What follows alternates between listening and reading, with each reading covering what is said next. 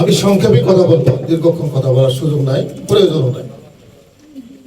অনেক বছর আগে একটা লেখায় পড়েছিলাম যে আসে জমি না বয় হাল, তার দুঃখ চিরকাল।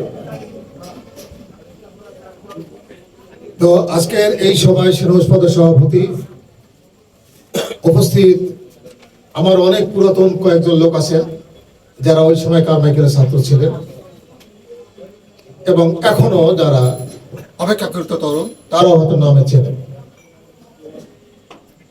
যাক, আমার ঘনিষ্ঠ বন্ধু ছিল এই এলাকারে অনেকে আছে। আপনাদের মনে আছে যে 1988 সালে হারিস উদ্দিন বীর প্রতীক এই এলাকার এমপি ছিলেন এবং উনি জাতীয় সংসদের হুইপ ছিলেন। পরবর্তীকালে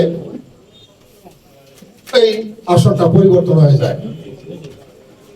সম্ভবত মিজানুর চৌধুরী সাহেবকে আমদানি করে এখানে ক্যান্ডিডেট করা হয়েছিল নাকি, এবং পীরগঞ্জে শাহ মুয়াজ্জম হোসেন।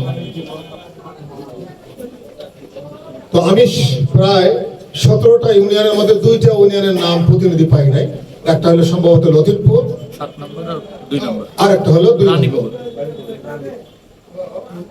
তো আল্লাহ আমার সুযোগ দিয়েছিল মিলনপুর থেকে ইমাদপুর থেকে পায়রাবন্দ, সবগুলোর নাম আমি বললাম না, সব ইউনিয়নে যাওয়ার আমার সুযোগ হয়েছে আমার এই 70 বছর কাছাকাছি সময়ের মধ্যে। বিশেষ করে ছাত্র সংসদে যখন আমি নির্বাচন করি কারমাইকেলে, তখন তো সাইকেল ছিল, নিদিবা বাতারও সাইকেল নিয়ে যাওয়া, আর উত্তরে বাতাস, সাইকেলও উল্টি পড়ে যায়, মুইও উল্টি পড়ে যাও।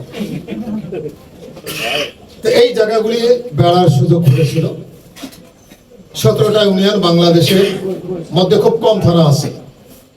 আপনাদের এখানে অনেকে সিঙ্গাপুর গেছেন, সিঙ্গাপুরের সমান হলো মিঠাপুকুর থানা। হেডকোয়ার্টার এক পাশ থেকে আর এক পাশে 40 কিলোমিটার। যাই হোক, আপনারা নিশ্চয়ই জানেন যে মালয়েশিয়ার মাহাথির মোহাম্মদ, মানে মালয়েশিয়ার রূপকার বলা হয়, তাই না? উনি কিন্তু সর্বশেষ তার এলাকায় জামানত হারাই ফেলছিলেন, উনি হেরে গেছিলেন। অথচ মালয়েশিয়ার সে কিন্তু রূপকার, আধুনিক রূপকার।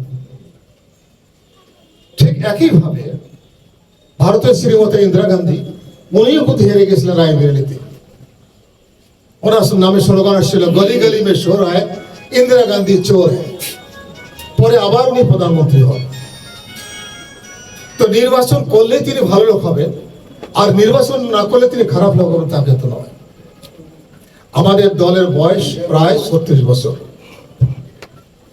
36 বছর আগে একবার চিন্তা করেন, আমরা 86 সালে যেবার ইলেকশন করি, আমরা সংখ্যাগরিষ্ঠ দল ছিল, আওয়ামী লীগ ছিল বিরোধী দল নাকি, 88 তাই। পরবর্তীকালে আওয়ামী লীগকে আমরা সমর্থন না দিলে 96 সালে গভর্নমেন্ট করতে পারে না, পারে, এবং আরো পরবর্তী সময়। এখন ওনাদের একটু টিতে লাগে জাতীয় পার্টিকে।